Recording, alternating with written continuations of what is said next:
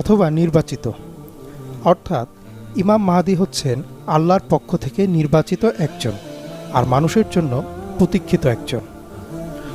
ইমাম মাহদীকে কিয়ামতের ছোট ও বড় আলামতগুলোর মাঝে সেতুও বলা হয়ে থাকে, কারণ তিনি হবেন ছোট আলামতের সর্বশেষ এবং তার আগমনের পরেই একের পর এক শুরু হবে 10টি বড় আলামত।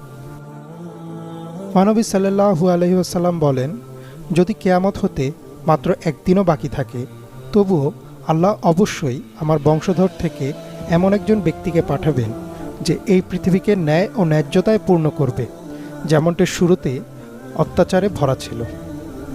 মহানবী সাল্লাল্লাহু আলাইহি ওয়াসাল্লাম আরও বলেন, তার নাম হবে আমার নাম, আর তার বাবার নাম হবে আমার বাবার নাম। অর্থাৎ ইমাম মাহদীর নাম হবে মুহাম্মদ এবং তার বাবার নাম হবে আবদুল্লাহ। সহিহ আবু দাউদ হাদিসে এসেছে, মহানবী